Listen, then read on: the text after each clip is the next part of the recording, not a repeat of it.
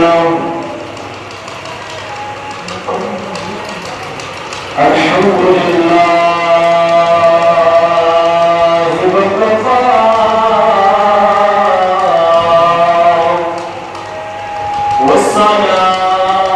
والصلاة والسلام على سيد الخلق والأنبياء والمرسلين وعلى آله الطيبين وأصحابه الطاهرين. أما بعد فأعوذ بالله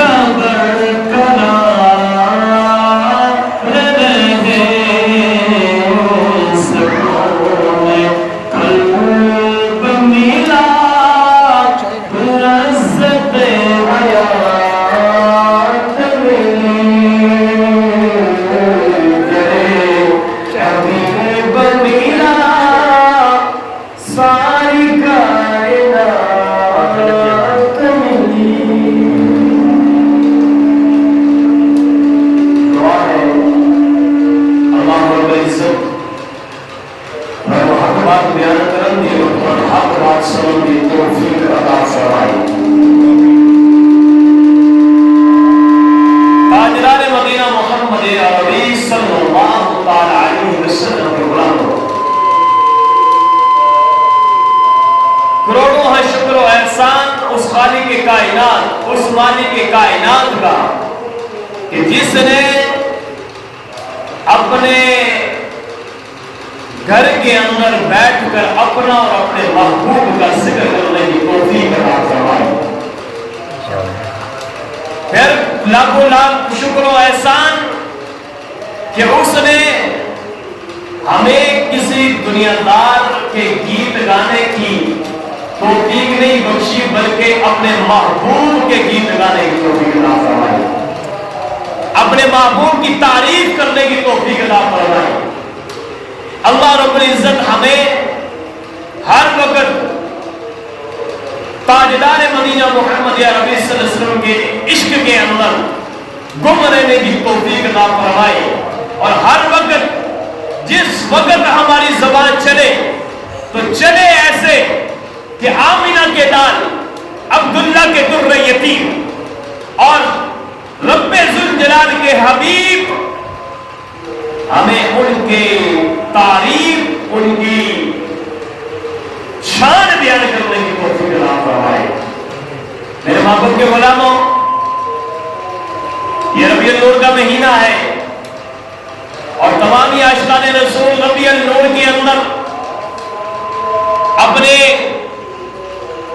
آپ کو مسکرا کر میرے محبوب کی بارگاہ کے اندر حاضری لگواتے ہیں۔ کوئی کہتا ہے حضور آ گئے، کوئی کہتا ہے آمد مصطفیٰ ہو گئی، کوئی کہتا ہے ربیع النور کی بہاریں آ گئی۔ میرے محبوب کے غلاموں، کوئی درود پڑھے، کوئی سلام پڑھے، کوئی آمد مصطفیٰ کے نعرے لگائے، کوئی جناب والا حضور علیہ السلام کے آنے کی ایک دوسرے کو مبارکباد دے، یہ سب کیا ہے؟ یہ سب میرے آقا علیہ السلام کی ولادت مصطفیٰ کی خوشی ہے، اسے ہی میلاد کہتے ہیں۔ یہی میلاد ہے کہ عاشقان رسول محفل کو سجاتے ہیں تو کوئی قصیدہ بردہ شریف پڑھتا ہے، کوئی حضور علیہ السلام کی بارگاہ کے اندر درود السلام کے نذرانے پیش کرتا ہے، کوئی میرے محبوب کے چہرے وضحا کی شان بیان کرتا ہے، کوئی میرے آقا علیہ السلام کی واللیل کی زلفوں کی شان بیان کرتا ہے، کوئی جناب والا میرے آقا علیہ السلام کی امامہ شریف کی شان بیان کرتا ہے، کوئی میرے آقا علیہ السلام کے جبہ مبارک کی شان بیان کرتا ہے، کوئی قدمین مبارک کی شان بیان کرتا ہے، کوئی میرے محبوب کی ولادت کی خوشی میں ولادت مصطفیٰ کی محفل کو سجاتا ہے، کوئی میرے محبوب کے آنے کی خوشی کرتا ہے، کوئی میرے محبوب کے جناب والا چہرہ و دعا اور علم نشرہ کا، علم نشرہ والے سینے کا ذکر کرتا ہے۔ میرے محبوب کے غلاموں، یہ سب میرے محبوب کا میلاد مصطفیٰ ہے، یہ سب میرے محبوب کا میلاد مصطفیٰ ہے۔ کوئی میرے محبوب علیہ السلام کے آنے کی خوشی کرتا ہے، کوئی میرے محبوب علیہ السلام کے ہر دوسرے کو جناب والا مبارکباد دیتا ہے۔ لوگوں کون آ گیا ہے؟ وہ نبی آ گیا ہے جس کے بارے میں رب ذوالجلال نے قرآن مجید کے اندر ارشاد فرمایا ہے، بسم اللہ الرحمن الرحیم، وما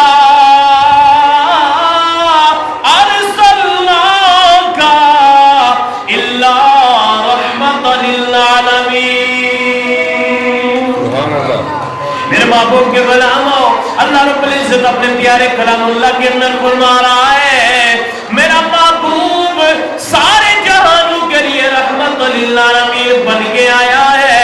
پھر یوں فرمایا الحمدللہ رب العالمین۔ اور لوگوں، جن جن کے لیے میں رب العالمین بن کے آیا ہوں، ان کے لیے میرا محبوب رحمت للعالمین بن کے تشریف لایا ہے۔ میرے محبوب کے غلاموں، جب حضور علیہ السلام کی ولادت ہوئی، پھر عاشقان رسول کہتے ہیں کہ حضور علیہ السلام اللہ رب العزت کی नियामतों का शुक्र अदा करो। और फिर रब भी कहता है, रब ज़ुल जलाल भी कहता है कि जब तुझे नियामत मिले तो तुम खुशी करो, तुम खुशियां करो। तो इससे बड़ी नियामत क्या हो सकती है कि जो आपके और मेरे आका रहमतुल लिल आलमीन पर के तशरीफ लाए। और फिर मेरे बापों के गुलामों, कोई बादशाह और उसका वजीर हो ना, तो कहीं दूसरी जगह मुंतकिल हो, कहीं दूसरी जगह चला जाए, तो उसके जाने से पहले उसके चाहने वाले ये खबर दे देते हैं कि फलां जगह पे वजीर आने वाला है। तो लोग में उस रास्तों को मुज़य्यन करते हैं, उन रास्तों को जनाबे वाला उन रास्तों में फूल बिछा देते हैं और अपने हाथों में भी फूल रखते हैं और हार भी अपने हाथों में रखते हैं और कहते हैं कि फलां वजीर साहब तशरीफ लाने वाले हैं। और जिन वजीरों के लिए पहले खबर पहुंचे तो उनकी खुशी वहां करेंगे, फलां वजीर आने वाला है। मेरे बापों के गुलामों, ये वजीर है कि जिसकी खबर पहले मिले तो बताने वाले आमिना के लाल के गुलाम है। तो फिर आमिना का लाल जब दुनिया में तशरीफ लाए तो आदम अलैहिस्सलाम से लेकर ईसा अलैहिस्सलाम तक हर पैगंबर, हर नबी ने ये बताया है, लोगों आने वाला है आमिना का लाल, तशरीफ लाने वाला है आमिना का लाल, आमद होने वाली है आमिना के लाल की, आमद होने वाली है अब्दुल्ला के दुर्र यतीम की, आमद होने वाली है वद्दुहा के चेहरे वाले की, आमद होने वाली है अलम नशरा के सीने वाले की, आमद होने वाली है यदुल्ला के हाथों वाले की, आमद होने वाली है मुज़म्मिल के चादर वाले की, मुज़म्मिल के कमली वाले की। हाँ मेरे बाबू के गुलामों, तमाम पैगंबर, तमाम रसूल आए तो ये खबर सुनाते आए कि मेरे बाद वो आने वाला है जो रब का हबीब भी है और जो रब का महबूब भी है और जो आएगा तो रहमतुल लिल आलमीन बन के आएगा। अल्लाहु अकबर। मेरे बाबू के गुलामों, मेरे आका अलैहिस्सलाम के दीवानों, हजरत मूसा अलैहिस्सलाम कोई तूर पे जाते हैं। जब हजरत मूसा अलैहिस्सलाम को कोई तूर पे जब उन्हें तौरात मिली तो तौरात मिलने के बाद अल्लाह रब्बुल इज्जत ने की बारगाह के अंदर हजरत मूसा अलैहिस्सलाम अर्ज करते हैं, मौला मुझे कोई ऐसा वजीफा भी अनायत फरमा दे कि मैं जो वजीफा करूं तो तेरे करीब हो जाऊं, तेरा कुर्ब इख्तियार कर लो, तेरी कुर्बत मुझे मिल जाए, मैं ज्यादा तेरे करीब हो जाऊं। तो रब्बे ज़ुल जलाल ने कहा कि मूसा अगर तू मेरी कुर्बत चाहता है तो फिर मेरे हबीब ताजदार मदीना मुहम्मद रसूलुल्लाह सल्लल्लाहु तआला अलैहि वसल्लम की बारगाह के अंदर दुरूद और सलाम की कसम कर। मेरे बापों के दीवानों, कितने बड़े खुशकिस्मत हैं हम कि जिस पैगंबर की, जिस रसूल की हम उम्मत है वो रहमतुल लिल आलमीन बन के आए। तो फिर मूसा अलैहिस्सलाम पैगंबर होके भी, रसूल होके भी, अल्लाह के नबी होके भी हजरत मूसा अलैहिस्सलाम उस महबूब पे दरूद पढ़ रहे हैं जिनकी खुशी में हम ये नारे लगाते हैं कि आ गए हुजूर, आ गए पुरनूर, आ गए शाफियों में निशूर, आ गए आदत बेअदील, आ गए दुआए कलील, आ गए लुत्फ रब्बे जलील, आ गए सादिक़ो आमी, आ गए अहमद मुज्तबा, आ गए मोहम्मद मुस्तफा, आ गए। जिनके हम ये नारे लगाते हैं कि हुजूर आ गए, उन पैगंबर की, उन रसूल की, वो आमिना के लाल की खबर हजरत मूसा अलैहिस्सलाम ये दे रहे हैं।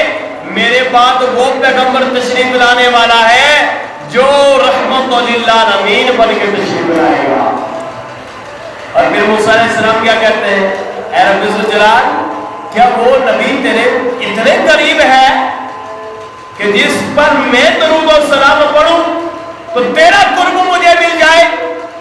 तो रब्बे ज़ुल जलाल ने कहा, मूसा अगर मैं उस नबी को न बनाता, अगर उस पैगंबर को न बनाता, उस आखिरी रसूल को न बनाता تو اے موسیٰ میں تجھے بھی پیدا نہ کرتا، میں نہ فرش بناتا، نہ عرش بناتا، نہ لوح بناتا، نہ کرسی بناتا، نہ قلم بناتا، نہ جنت بناتا، نہ دوزخ بناتا، نہ انسانوں کو بناتا، نہ جنات کو بناتا، نہ فرشتوں کو پیدا کرتا۔ اے میرے کلیم، اگر میں اس نبی کو نہ بناتا، اس نبی کو پیدا نہ کرتا، اس نبی کی تخلیق نہ کرتا، تو سن پھر میں اپنا رب ہونا بھی ظاہر نہ کرتا، اپنا رب ہونا بھی ظاہر نہ کرتا۔ میرے محبوب کے غلاموں، جس نبی کے آنے پر ہمیں اتنا کچھ ملے کہ ہمیں یہ دنیا کی ساری نعمتیں اس نبی کے آنے پہ ملے، تو پھر مجھے بتائیے نا اس نبی کے آنے کی خوشی کیوں نہ ہو؟ وہ نبی جو رحمت للہ امین بن کے تشریف لائے، وہ نبی جو آمنہ کے لال عبداللہ کے در یتیم ہمارے لیے ایک جناب شفیع المذنبین بن کے تشریف لائے، تو میرے محبوب کے غلاموں پھر اس محبوب کے آنے کی خوشی کیوں نہ ہو؟ اس محبوب کے آنے کی خوشی کیوں نہ کی جائے؟ اپنے گھروں کو کیوں نہ سجایا جائے؟ پھر میرے محبوب کے غلاموں، آقا علیہ السلام جب دنیا میں تشریف لائے اور میرے محبوب علیہ السلام کی والدہ سیدہ طیبہ طاہرہ رب ذوالجلال کے بندوں، میرے محبوب کے غلاموں، جب حضور تشریف لائے تو سیدہ آمنہ کہتی ہے کہ جب میرے آقا کی ولادت ہوئی، میرے چاند کی ولادت ہوئی، تو پھر کیا ہوا کہ میرے محبوب کی جب ولادت ہوئی تو سیدہ آمنہ کہتی ہے میرے لال کی جب ولادت ہوئی تو ولادت ہونے سے اس کے ساتھ ساتھ میرے جسم سے ایک نور خارج ہوا، نور خارج ہوا، اور پھر ایسا نور خارج ہوا کہ میں بیٹھی تو مکے میں تھی، بیٹھی تو اپنے حجرے میں تھی، لیکن میں مشرق اور مغرب اور شمال اور جنوب وہ روشن ہوئے دیکھے ہیں، روشن ہوئے دیکھے ہیں، اور بصرہ میں اور یمن میں اور شام میں نے ایک ایسا نور دیکھا کہ وہ شام اور یمن کے شام کے محلات بھی میں نے دیکھ لی۔ اللہ اکبر، بیٹھی کہاں؟ مکے میں، اور دیکھ کہاں رہی ہے؟ شام میں۔ پھر مجھے بتاؤ، جس پیغمبر کی والدہ یہ کہتی ہے کہ نور خارج ہوا، تو رب بھی کہتا ہے میں نے محبوب کو نور بنا کے بھیجا، تو پھر خود رسول اللہ کہتے ہیں کہ اول ما خلق اللہ نور۔ جب حضرت جابر رضی اللہ تعالیٰ عنہ نے پوچھا یا رسول اللہ، اللہ نے سب سے پہلے کس چیز کو پیدا کیا؟ تو آقا علیہ السلام نے کہا اول ما خلق اللہ نور۔ اے جابر، اللہ رب العزت نے سب سے پہلے تیرے نبی کے نور کو پیدا کیا۔ پھر اس نور کا عالم کیا ہے؟ اس نور کا اتنا کیا عالم ہے کہ پھر رب بھی اسے نور کہے، خود رسول اللہ بھی کہتے ہیں، اور سیدہ آمنہ بھی کہتی ہے کہ نور خارج ہوا، اور ایسا خارج ہوا کہ میں نے شام کے محلات دیکھ لیے۔ اللہ اکبر، شام کے محلات دیکھ لیے، ایسا میرے آقا علیہ السلام کے نور ہے۔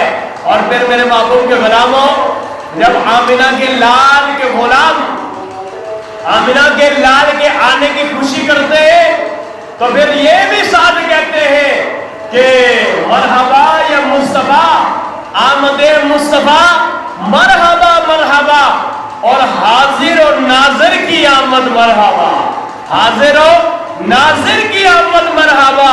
میرے آقا حاضر بھی ہے، میرے آقا ناظر بھی ہے،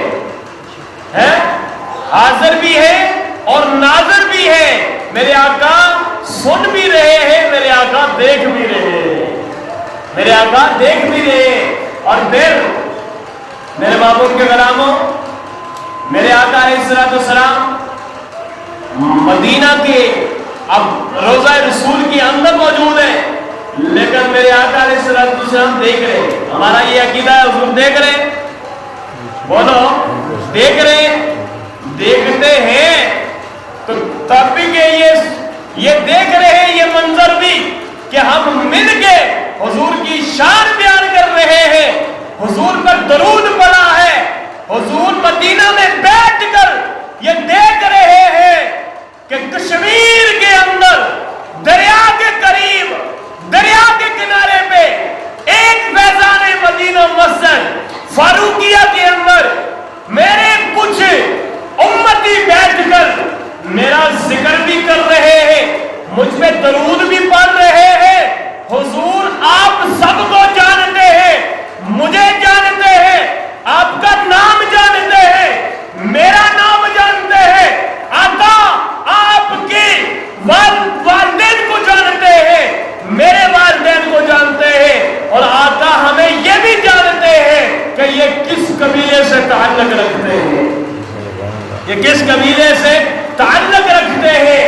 میرے محبوب کے غلاموں، ہم اس نبی کی ولادت کرتے ہیں جن کا وصال ہونے کے بعد بھی وہ منظر سارا دیکھ رہے ہیں، وہ منظر سارا دیکھ رہے ہیں، اور پھر دیکھ ہی نہیں رہے، سن بھی رہے ہیں، اور سن ہی نہیں رہے بلکہ جواب بھی عنایت فرما رہے ہیں، جواب بھی عنایت فرما رہے ہیں، جواب بھی دے رہے ہیں۔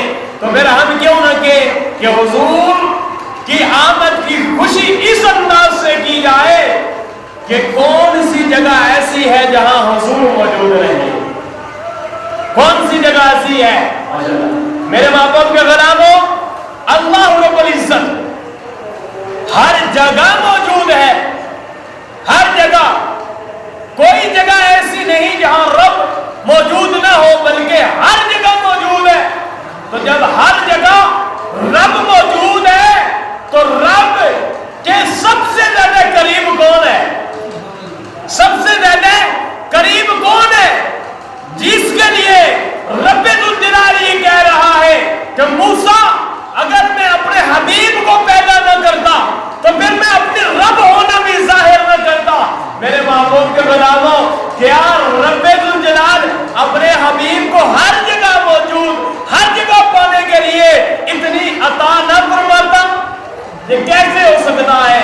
رب ذوالجلال جہاں رب موجود ہے وہاں آمینہ کے لال موجود ہے، وہاں آمینہ کے لال موجود ہے، جہاں سے ہم پڑھیں اور حضور سماعت کرتے ہیں، جواب عنایت فرماتے ہیں۔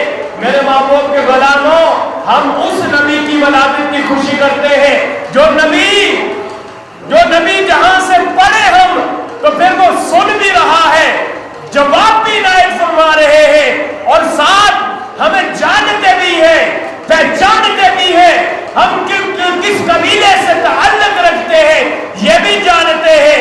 اور پھر میرے محبوب کے غلاموں، میرے آقا علیہ السلام وہ ہے کہ کئی اولیاء کو سامنے کھڑے میرے آقا علیہ السلام کی زیارت کی ہے۔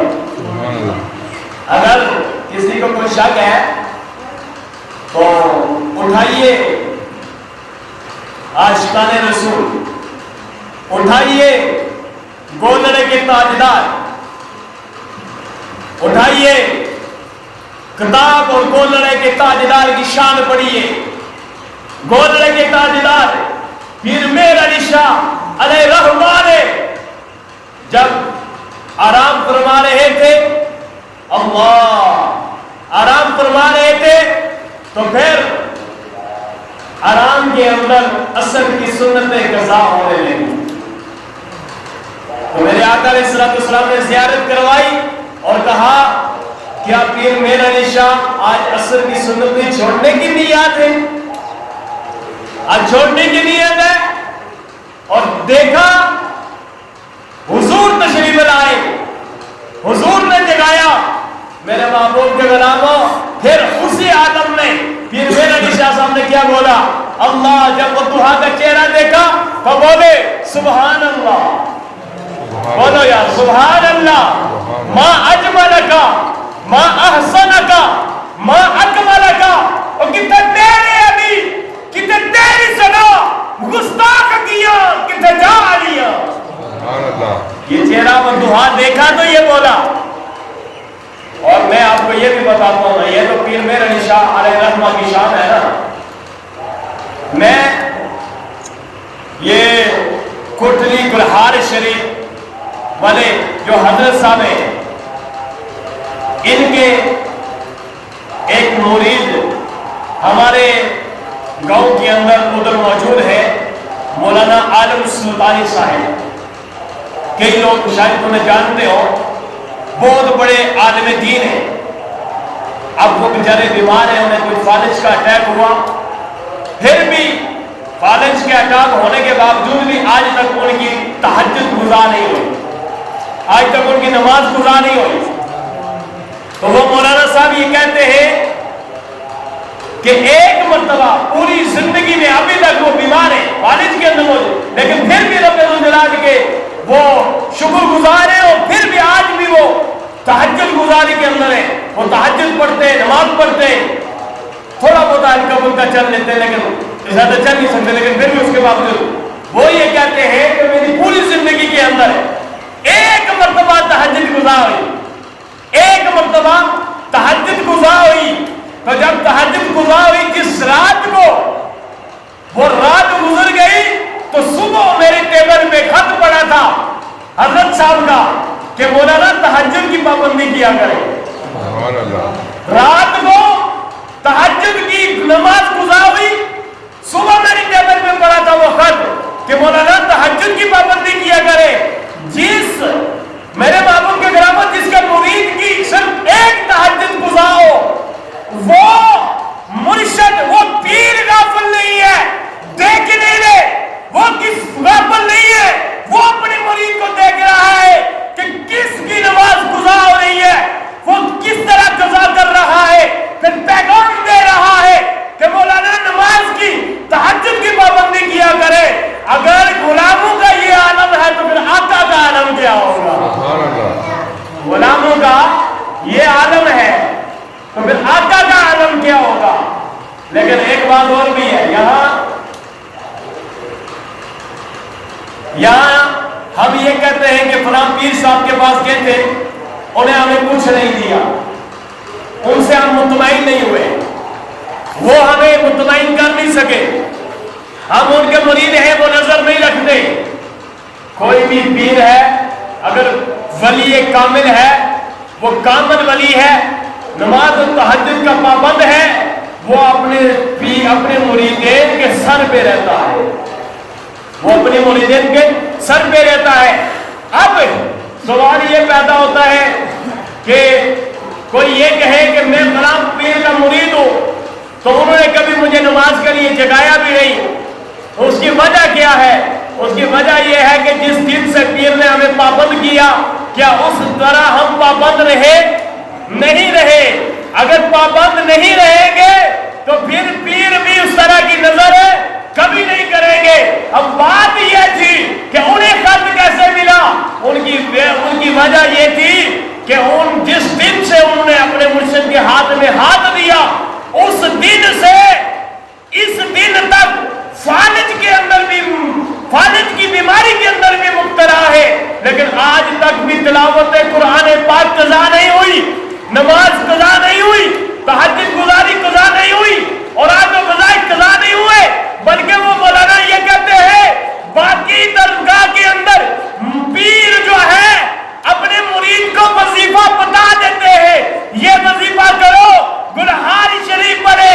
وہ پیر, وہ حضرت صاحب بلکہ بتاتے نہیں, وہ وظائف دکھاتے نہیں, بلکہ وہ خود کھلاتے, بلکہ وہ خود کھلاتے کہ یہ کھایا جائے. مولانا اب جو ہے نا حضرت مولانا رحمداد صاحب ابھی نام نوٹا کے اندر مولانا موجود ہے. میں ایک مرتبہ کسی سلسلے میں ان کے پاس گیا, انہوں نے مجھے بلایا اور میں گیا. میرے محبوب کے غلاموں, وہ یہ دسترخوان میں بیٹھے کہہ رہے ہیں, وہ یہ بات کہہ رہے تھے کہ ہر جگہ پیر خانہ موجود ہے, لیکن اپنا اپنا اندازہ ہے پیروں کا, لیکن ہمارے حضرت صاحب یہ ہے وہ ہمیں وظائف دیتے نہیں, بلکہ ہمیں خود منہ میں ڈالتے, کہتے ہیں کھاؤ, کھاؤ گے تو زندہ رہو گے, اگر کھاؤ گے نہیں تو مر جاؤ گے. یہ دو طرح کی زندگی ہوتی ہے. ایک زندگی ہے یہ کون سی جو ہم چل رہے ہیں، کھا رہے ہیں، پی رہے ہیں، بول رہے ہیں، گفتگو کر رہے ہیں، سماعت کر رہے ہیں، دیکھ رہے ہیں، لیکن ایک زندگی ہے دوسری روحانی۔ وہ زندگی کیا ہے کہ ہم یہ میرے محبوب کے غلاموں، یہ جو زندگی ہے چلنا پھرنا اٹھنا بیٹھنا کھانا پینا دیکھنا، یہ جو زندگی ہے نا، یہ زندگی ختم ہونے والی زندگی ہے۔ وہ زندگی باقی رہنے والی زندگی ہے وہ اس طرح کہ جب تک آپ دنیا میں رہو گے، جب سنت کے مطابق، شریعت کے مطابق، قرآن کے مطابق آپ زندگی بسر کرتے رہو گے، وظائف کرتے رہو گے، اور آج وظائف کرتے رہو گے، قرآن کی تلاوت کرتے رہو گے، قرآن کسی کو سکھاؤ گے، پڑھاؤ گے، آپ دنیا سے چلے بھی جاؤ پھر بھی آپ کو فیض پہنچتا رہے گا۔ ایک زندگی یہ ہے، ایک زندگی وہ ہے، اور وہ زندگی یہ ہے کہ وہ مرنے والی نہیں، وہ مٹنے والی نہیں، وہ ختم ہونے والی نہیں ہے۔ اور پھر میرے محبوب کے غلاموں، اس لیے ہم ہمیشہ کہتے ہیں نا کہ جمعہ المبارک کے دن جلدی آیا کرو۔ کیوں؟ کہ رزق دو طرح کا ہوتا ہے۔ ایک رزق ہے جسے ہم کھاتے، پیٹ بھرتے، پیٹ بھر لیتے اور کھاتے پیتے، پھر وہ رزق جو ہے ہمیں اپنے گھر سے بھی مل جاتا ہے، پڑوس سے بھی مل جاتا ہے، ہم بازار میں جائیں وہاں سے بھی مل جاتا ہے، پھر کسی ہوٹل میں بیٹھے وہاں سے بھی مل جاتا ہے۔ یہ رزق، یہ دنیا کا رزق ہے۔ اور رزق جو دوسرا ہے، روحانی طور پہ جو رزق ملنے والا ہوتا ہے، وہ رزق ہر جگہ سے نہیں ملتا، یہ وہیں سے ملتا ہے جہاں یہ محفل چلی ہو، جس محفل میں حضور پہ درود پڑھا جائے، جس محفل میں اللہ کا ذکر کیا جائے، جس محفل میں اللہ رب العزت کا شکر ادا کیا جائے، یہ وہ رزق ہے۔ روحانی رزق ہر جگہ سے نہیں ملتا، روحانی رزق آپ کو اس جگہ سے ملے گا جہاں اللہ والے موجود ہوں گے، جہاں درود پڑھنے والے موجود ہوں گے، وہاں اللہ کا ذکر کرنے والے موجود ہوں گے، جہاں وہ لوگ موجود ہوں گے کہ جن کے چہرے کو دیکھ کر خدا یاد آتا ہوگا۔ یہ رزق وہاں سے ملتا ہے، اور اس رزق کو، یہ رزق کبھی کبھی ملتا ہے اور کسی کسی جگہ سے ملتا ہے، ہر جگہ سے نہیں ملتا۔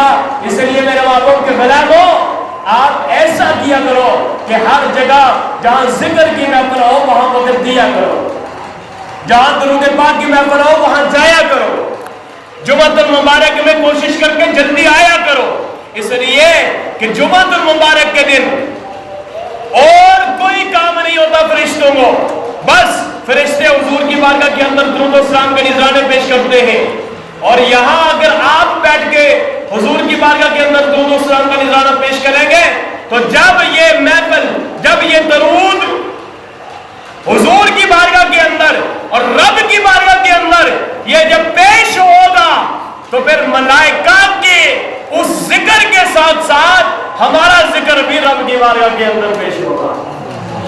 اس لیے کہ ملائکہ تو معصوم ہے نا، وہ اللہ کا ذکر کرتے ہیں، تو جس دن اگر وہ اللہ کا ذکر کثرت سے کرے تو ان کے ذکر کے درمیان ہم گناہگاروں کا ذکر بھی شامل ہو کے رب کی بارگاہ کے اندر پیش ہو جائے تو پھر کیا ہی نظارے ہیں اس ذکر کے۔ اور میرے باتوں کے غلاموں، اس لیے کہتے ہیں کہ آج میں بات کر رہا تھا کہ حضور رحمت للعالمین پر کے تشریف لائے، اور حضور کا نور آج اولیاء کے چہروں پہ دیکھیں آپ، وہاں سے آپ کو ملے گا، جو قرآن پڑھتے ہیں، جو درود پڑھتے ہیں، جو وظائف کرتے ہیں، ان کے چہرے کی طرف دیکھیے، وہ نور برستا ہوا نظر آئے گا۔ اور پھر میں نے آپ کو شان پیر مہر علی شاہ صاحب کی شان سنائی کہ پیر مہر علی شاہ صاحب نے جب حضور کو دیکھا تو بول پڑے سبحان اللہ ما اجملکا ما احسنکا ما اکملکا، اور کتھے میرے علی، کتھے تیری سرا گستاخیاں، کتھے جاڑیاں۔ میرے محبوب کے غلاموں، حضور حاضر و ناظر ہے تو پیر مہر علی شاہ صاحب نے دیکھے ہیں۔ میرے محبوب کے غلاموں، اس طرح کئی اولیاء ہیں کہ جنہوں نے حضور کی زیارت کی ہے، تو ہم جن نبی کا، جس پیغمبر کا، جس رسول کی آمد کی خوشی کرتے ہیں، وہ رسول ہمارے ہر جگہ موجود ہے، ہمارے درود کو سنتے ہیں اور جواب بھی عنایت فرماتے ہیں۔ اور پھر ہمارا یہ بھی عقیدہ ہے کہ جب قبر میں جائیں گے تو سوال ہوگا ما تقول فی حق ھذا الرجل، بتا یہ سامنے جو ہستی کھڑی ہے اس کے بارے میں تیرا کیا خیال ہے؟ تو اس وقت بھی آقا علیہ السلام کے غلام اگر دنیا میں رہ کر حضور میں درود پڑا ہوگا، اچھی زندگی بسر کی ہوگی، تو فرشتوں کو خود آقا فرمائیں گے فرشتوں پیچھے ہٹ جاؤ، یہ تو میرا غلام آ رہا ہے، یہ تو میرا غلام آ رہا ہے۔ اس زندگی کے بعد پھر ایک اور زندگی ہے، اس زندگی کو ختم ہونے کے بعد پھر ایک اور زندگی آنے والی ہے۔ وہ زندگی کون سی ہے؟ جسے ہم برزخ کہتے ہیں، قبر والی۔ وہ پھر جو ہے نا میدان محشر تک وہ زندگی رہے گی، ٹھیک ہے؟ یہ زندگی ختم ہوگی، پھر دوسری زندگی شروع ہو جائے گی۔ یہاں بھی مصطفیٰ موجود ہے، وہاں بھی مصطفیٰ موجود ہے۔ اللہ رب العزت ہمارے ساتھی کو اپنے دربار کے اندر قبول و منظور فرمائے۔ وآخر دعوانا الحمدللہ رب العالمین۔